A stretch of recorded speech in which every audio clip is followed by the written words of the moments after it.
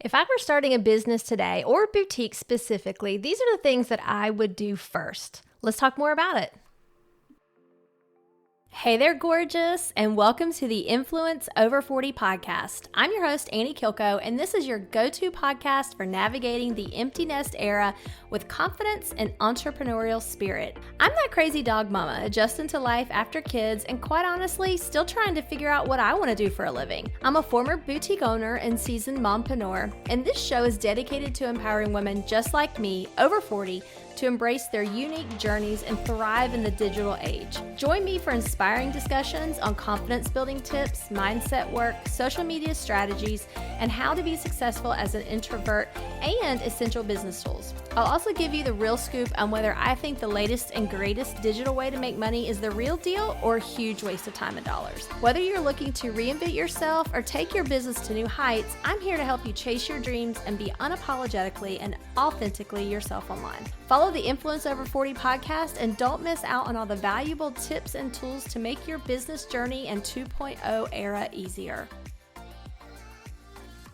All right, welcome back, gorgeous. Thanks for tuning in today. I'm so excited that you're here, and I'm really excited to talk to you all about the things that I would do differently if I were starting a business today, specifically a boutique, but it really does apply to any type of business that you're starting. These are the things that I would do in the order that I would do them in. Now, I do have to admit that when I started my boutique, I just jumped straight in. I was so excited to get started. I was so excited that it actually was coming to life that I did not do these things in this order.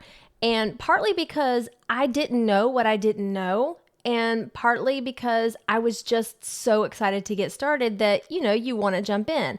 So that's where you get to learn from my experience. I won't call it a mistake because I think that everything, in fact, happens for a reason.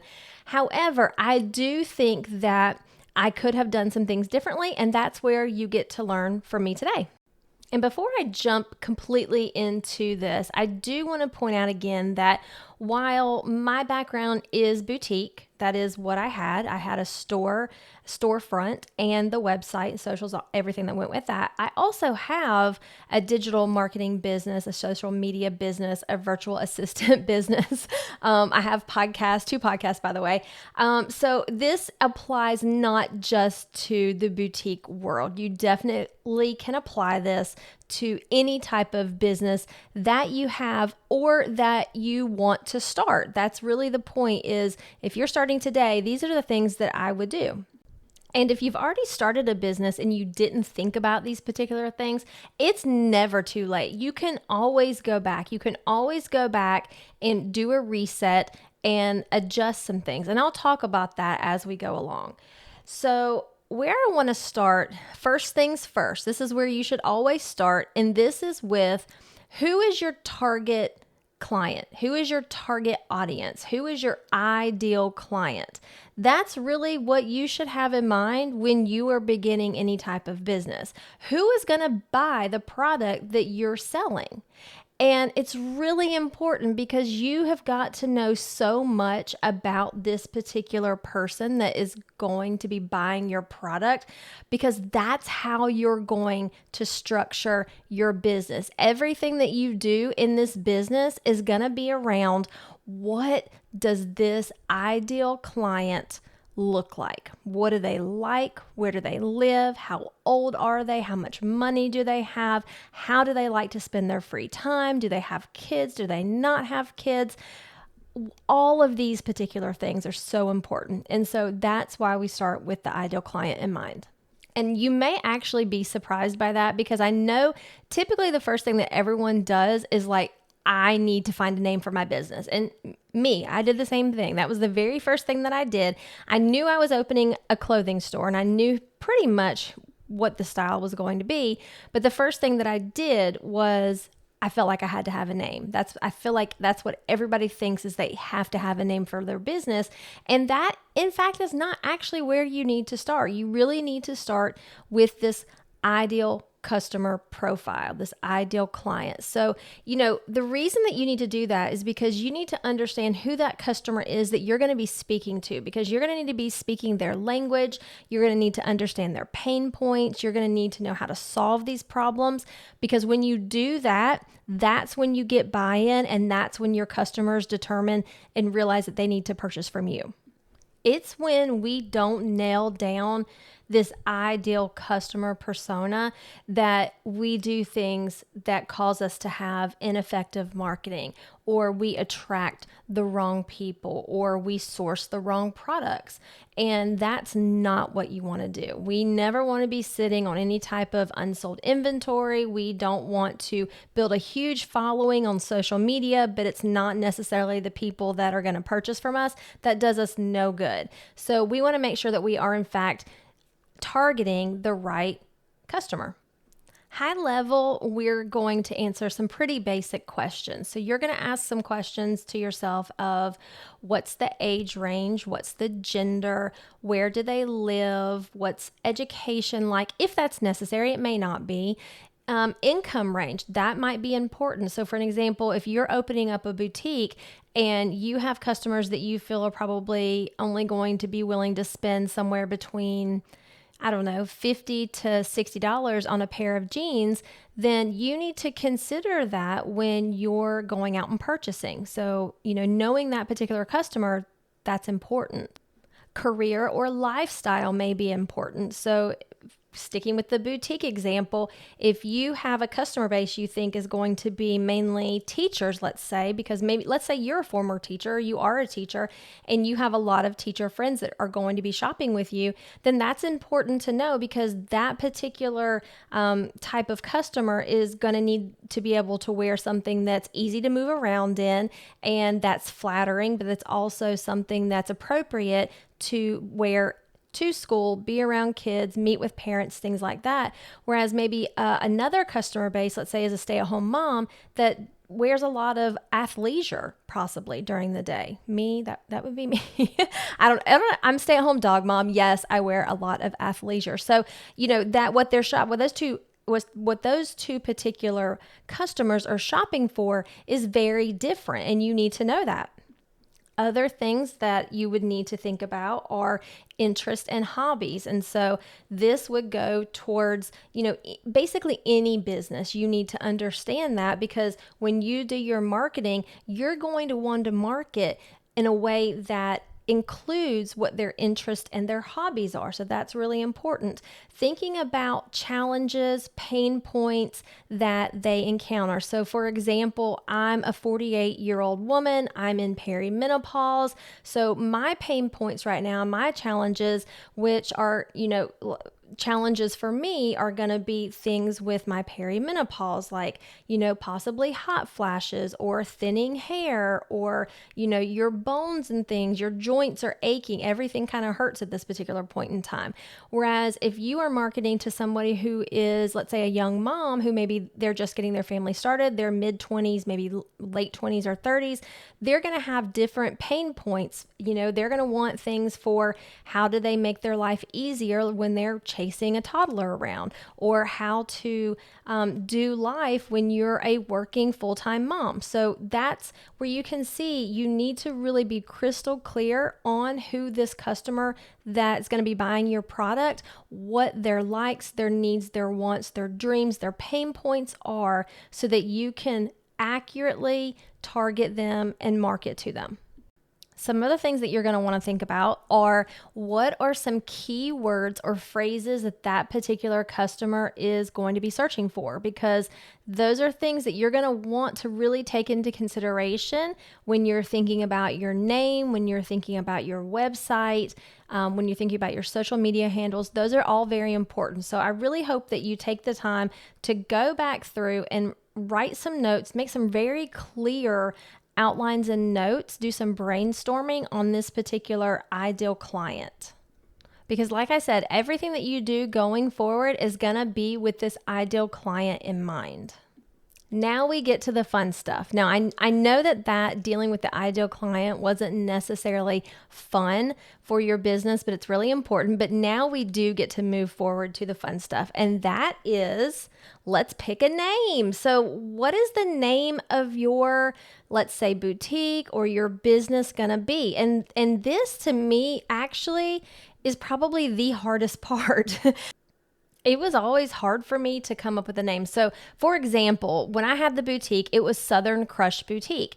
And to tell you how we came up with this name, I literally was going back and forth. Do I put my name in it? Do I use initials? Do I use these, random middle names that I think are cute and sound good together? Because that's a very Southern thing to do right now. That was very trendy, at least back there 5 years ago. And I ended up landing on Southern Crush. I can't even honestly tell you at this point how exactly I came up with it. I do know that my son helped me with it. And I thought I wanted the word crush in there somewhere. And I think he's the one that came up with Southern, or vice versa. But anyway, when I came up with it, I was like, oh, that's cool and that fits and that just it feels like me. But realistically, no one is going to search Southern Crush. Now, once I get the branding out there and the name is, it's a household name type of thing, sure. But just from the get-go, no one is going to search that. So I made sure to put boutique with it so that at least it's Southern Crush Boutique. Boutique, you know what that means. Boutique, most everybody understands that that's a clothing store. You're going to go there and shop. So that's one thing that's very important about picking a name, is that you do want to pick something that when people hear it, they can identify what it is that the brand is about. So making sure that I have boutique at the end of Southern Crush, for example, would make sure that people understood what it was that I was selling. Another thing that you want to keep in mind when you're picking a name for your business or your brand is to make sure that it's easy to be spelled. So let's say that I had done Southern Crush, and instead of Crush with a C, I had done Crush with a K. So it would have been Southern Crush with a K Boutique. Well, no one is going to think to put a K on there. So it could be very hard for someone to find me and find my website, find my socials, if I had spelled that with a K. So you definitely want to keep that in mind when you're thinking about naming your business or your brand. Something that the customers are going to be able to understand, to recognize, and to remember, and it's easy to be spelled. The next thing that I'm going to want you to do is that when you have found that name that you absolutely love, before you completely and absolutely fall in love with it, I need you to go check all of the socials. I need you to go check Instagram. I need you to check TikTok, Facebook, LinkedIn, all of those particular places, because I need to make sure that you get all of your socials the same. It is very difficult as a business to brand if you have to say, let's say, shop Southern Crush Boutique rather than just Southern Crush Boutique on Instagram, but on Facebook it's Southern Crush Boutique. You don't want those to be different. You want all of those to be exactly the same. I was very lucky, I would say, with that. That is one thing that I did do that was correct. I made sure that I could get the website, I could get Instagram, I could get Facebook. I didn't even think about TikTok to begin with, I'll be honest. So that's something that you do need to think about. If you have a name that you've just absolutely fallen in love with, make sure that it's available on all of those socials and type things. But still, before you go hit submit on any of those, I need you to go to GoDaddy.com and put it in there and make sure that you can grab that as your website, because that's one of the things that we're going to put on the list and talk about. And if you have a business that needs a website, which most businesses benefit from having a website, you want to make sure that you're able to get your full business name as the website. Again, I had southerncrushboutique.com, so it matched. That was my website. That was the name on the store.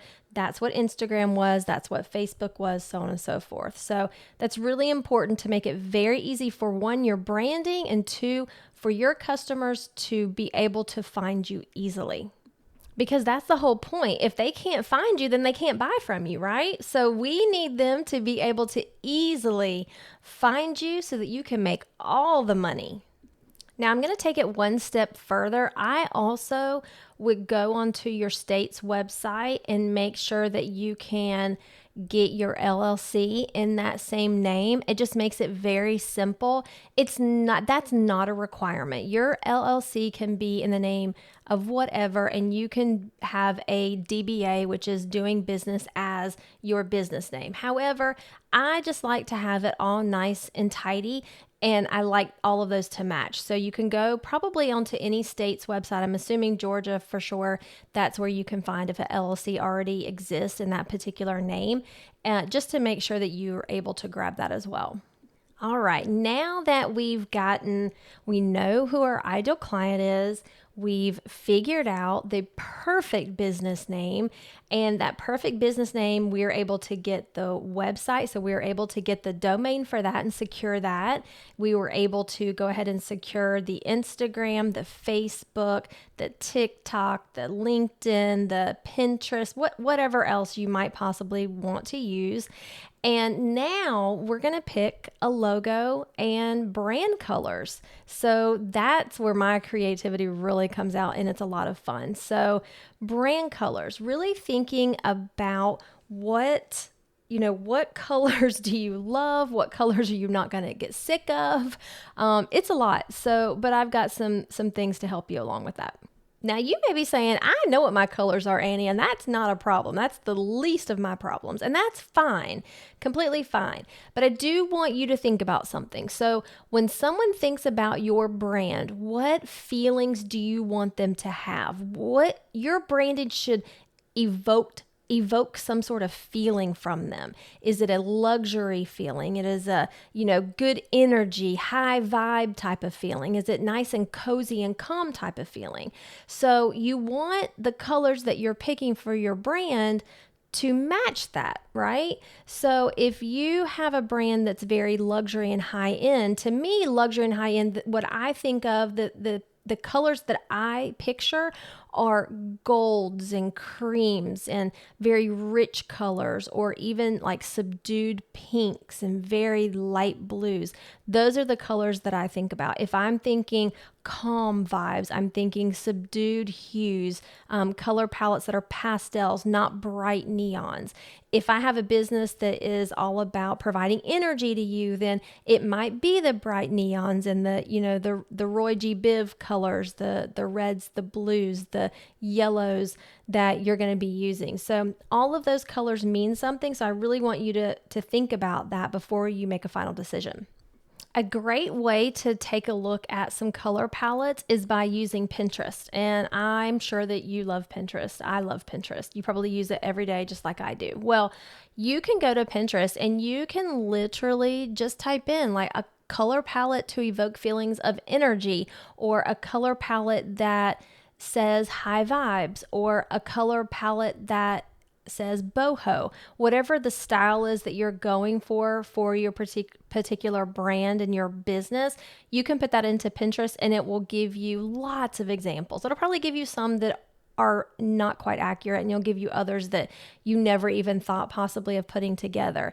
And another great thing from that is in Pinterest, you can click on those, and most of the time you can get the hex code. That's what's going to really be important. So once you figure out what your colors are, make sure to write down the hex code for those colors, because you're going to need that. You're going to need that when you decide to make your logo, when you do any type of marketing, when it's time to do a website, any type of business cards, you're going to want those exact colors all the time. So make sure you make note of those hex codes. This next piece is kind of hard to stick to. As a creative person, it was difficult, but I tried my best to stick to my brand colors pretty much in everything that I did. So my particular brand colors were a light pink, a gold, black, and white, and I kind of stuck to those. And then I would add in one or two other colors, usually like a smoky gray color, and then possibly even a bright color that might complement those when I did emails and different marketing. But it's very important that as much as you may want to just add all types of colors in, you do want to stick to those primary 3 to 4 main colors with possibly like 1 to 2 additional, because when people see the branding, they need to think your name, whether it says your name or not. So just think about like Starbucks.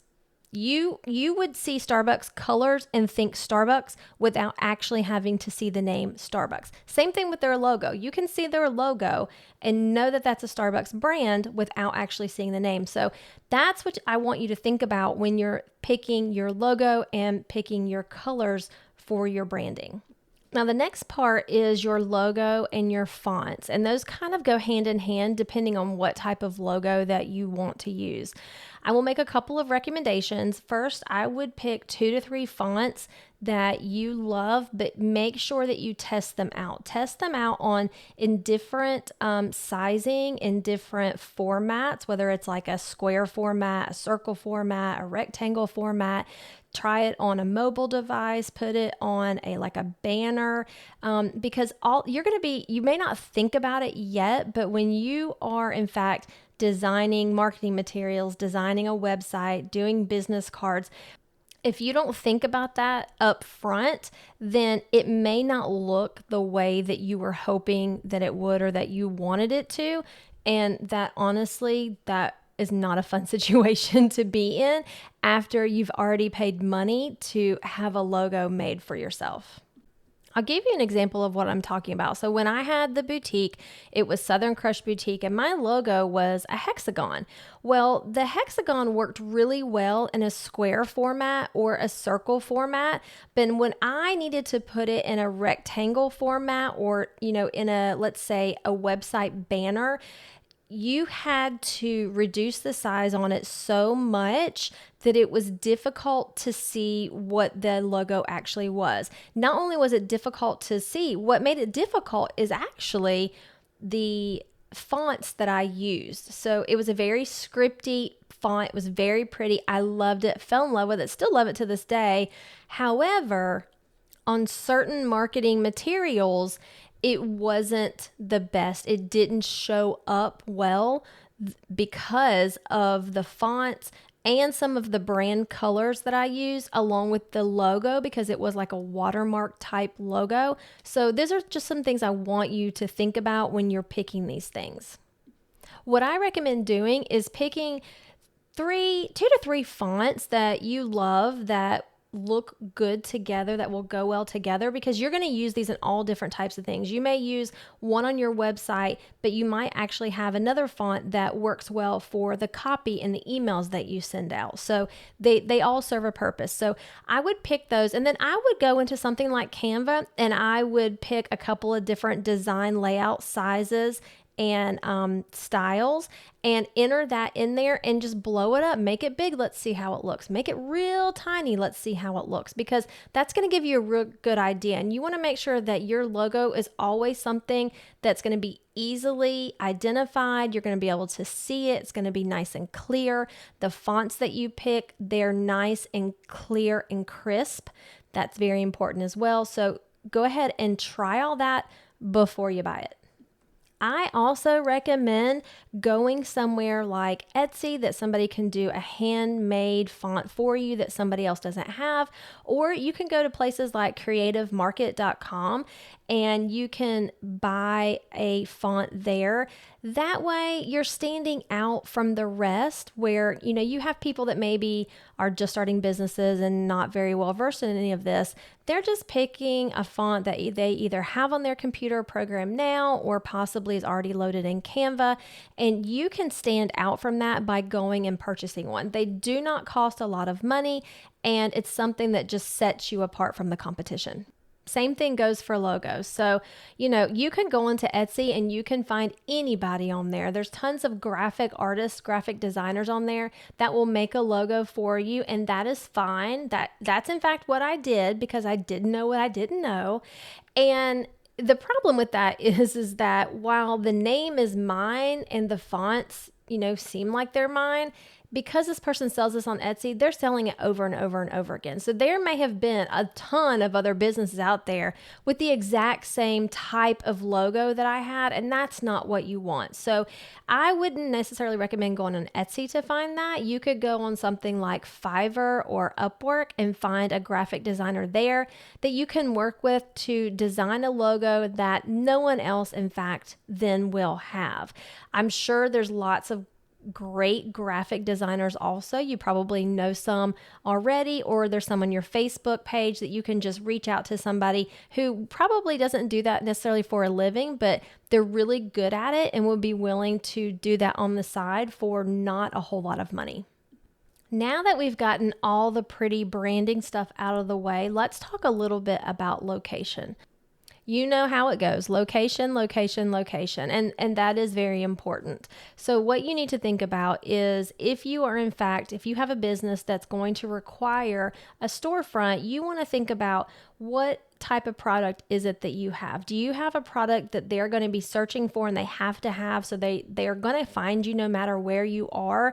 Or is this a product that you're selling that maybe they need, maybe they don't need necessarily? It's with their discretionary income that they possibly would be purchasing it with. So you need to be in their eye line, their sight, and easily found. 2 examples I'll give. So for me, the boutique, that was something that most people weren't necessarily seeking me out. It was, hey, I might need an outfit, I might not. So I needed to be visible. And for me, I picked a location in a shopping strip that had a hair salon on one end and it had a nail salon on the other. So that way I had women coming and going every single day that even if they weren't thinking about shopping, when they went to get their hair done, they saw my boutique, they saw the clothing, they're like, oh, okay, let me go in there and see what she has. So that's an option. If it is something like, let's say, getting your hair done. Now, most people, they need to get their hair done, so they're going to seek you out. It's not just riding by on a Saturday and like, oh my gosh, there's a salon, I need to get my hair done. No, that's not the way that it works. We book these things weeks and weeks in advance. So with a hair salon, you could afford to probably have a location that's a little bit less known, whereas if you're doing something like a boutique, it needs to be somewhere where you've got foot traffic. The other thing that you need to think about is price. So you've really got to consider what you're selling, how much you're making, and what of that you can afford to spend on a lease if you are going to lease, or if you're purchasing that as well. So rule of thumb is for boutiques, you typically don't want to spend more than 10% of what your monthly sales would be for your rent or your lease payment. And that's very important. I will tell you, that is not something that I knew. I knew it once I got into it, and I had a coach and we went through that and they were like, whoa, you're paying what for this space? And I was like, yeah, I didn't know. But now that I know, it is very important, and I certainly want to pass that on to you. So keep that in mind when you're looking and what it is, the type of product that you have. Are they going to be searching for you, or is this something they just happen to see and, ooh, I want to come in there? And making sure that you are not paying more than what it's going to be worth or you're going to get out of it. The next thing you're going to do is you're going to build a website. And I say that like it's easy to build a website. And if it's your thing, then yeah, you probably could build a website. It's not necessarily my jam. I don't want to do that. I highly recommend finding somebody that's really good at that and paying them to build your website. And I will go ahead and tell you, there may be some sticker shock when they tell you what this cost will be, but I promise it's going to be worth it. The peace of mind that it brings to have a website built with exactly what you want it to do and in a time frame that is quick, it really is worth all the money. You can build your own website. You can use sites like Wix or Square, SquareUp. You can do WordPress, and all of those have website builders in it that are somewhat user-friendly to do. But if it's not your thing, you're not familiar with it, I highly recommend finding somebody that can do this for you. Whether you have a storefront or you have an online business, I think both really can benefit from a website. Things that you're going to need on a website, you need a lead capture form, which means a pop-up that basically they're going to enter their email address, and that way they can go into your customer database. That way you own your customers. You're not just depending on something like Facebook or Instagram for ways to communicate with your customers. You want an about you section. You want a sales page if you're selling something, a blog page if you have a blog or you want to do any type of blog posting. I highly recommend that because that's great for SEO. And if you have something like a podcast, you can also connect that to your website, again, as a way of SEO and for people to organically find you. If you are in fact opening a boutique, one thing that you're going to want to think about before you jump into a website is also the point of sale system that you're going to use, because you could have a point of sale system that has the ability to be used in store, or you could have one that is going to communicate both in store and online. So I definitely recommend checking those things out. I used Lightspeed in my store because I thought it was a great product. It gave great reporting, and I then used Shopify online. If I had to do it over again, I probably would use Shopify for everything. So just think about that if you are in fact starting a boutique. One of the reasons I want you to have some sort of website, even if it's just a sales landing page with a sales funnel, the reason for this is that you can capture your customers' email addresses, like I just said a few minutes ago. But it's really so important that you do that, because let's just talk about the example where Facebook went down not long ago for a complete day and people were freaking out. So the people that didn't have emails or ways to contact their customer, if that was their only way that they communicated with their customers, then that's a problem, because Facebook, Instagram, TikTok, all of those can be gone at any point in time.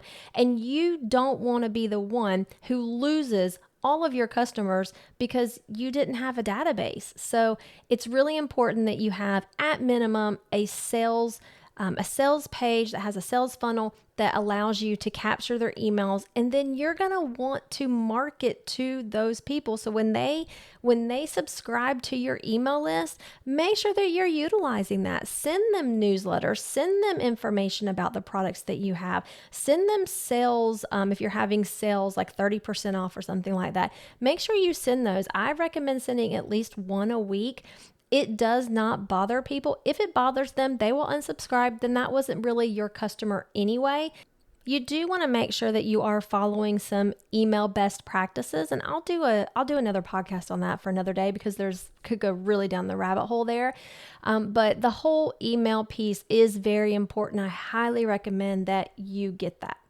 Those are the 5 things that I would do if I were starting over and doing a new business today. But there's another actually I really love talking about, and I think so important for you. So I wanted to go ahead and just throw that in as a bonus. So that is the Google My Business listing. That's really important. So it's really easy to set up. I think it probably blows people's mind to some degree, but it really is fairly easy to set up. So all you're going to do is go to Google, do the Google My Business listing, and you're going to follow all the prompts and fill out all the information. Google My Business listing is not just for storefronts any longer. If you have a business that is only online, you can still do a Google My Business listing. Now, there are probably a few more steps, a few more hoops that you have to jump through, but it's still very easy to do that. Why this is so important is for SEO. And I know if I just said SEO and you cringed, I understand. I get it. I geek out on SEO, but it really is so important. That is how people are going to find you. That is how Google is going to allow people to find you. And that's how they are also going to recommend you to people. So it's really important. So with the combination of having like a Facebook, an Instagram, a website, and then the Google My Listing, it really all works together. Now, the things that you're going to put on the Google My Listing, you're obviously going to put your address if you have one. You're going to put your website, very important. Very important to put your hours also on there, of your hours of operation.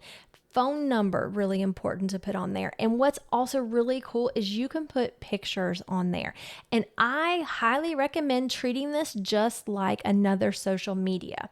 So, and here's how I do it. So if I post something once a week on, let's say, Facebook, I take that exact same post and I pop it into the Google My Listing, because the way that it works is that Google has bots and they crawl it all the time. And if they're crawling your site and they see that you haven't updated it in 3 months, 6 months, they're like, I'm not so sure about this site. I don't think I'm going to suggest it to anyone today. Whereas if you are keeping that updated once a week is plenty, then they're going to say, oh, okay, this makes sense. I can see that this post was just updated this week. I can relate it back to their Facebook and see that it was also put on that. I can also look at their website and see that it's following all the guidelines as well. And yes, let's go ahead and recommend it to people. So that's why this is so important. Some other cool things that you can do in the Google My Listing that maybe people didn't realize is you can actually add events in there. That like blew my mind. I was so surprised about that. And it's just really cool. And you can always update it if you have things like, let's say you're closing on a particular holiday, you can put that on there just to make sure it's accurate, and then go in and change the, days and hours back to your normal business hours after that. It's just a really cool feature. I highly, highly recommend that you do that. That was my favorite. And maybe one day I'll do a separate podcast on all the cool things that you can do with the Google My Business Listing, but I had to throw that in as a bonus. All right, loves, I basically just gave you the blueprint to start your next business. So what are you waiting for? Let's get to it. As always, I love hearing your questions, your comments, your thoughts on this episode, or anything else that you want me to cover or go over. Feel free to DM me at influenceover40 on Instagram. You can also email me at hello@influenceover40.com. And I'm also on Facebook. That's a different one. I didn't follow my own rules on that one yet, so I'm not going to give you that one. But there is a saying, do as I say, don't do as I do. So we'll end there today. I love you guys.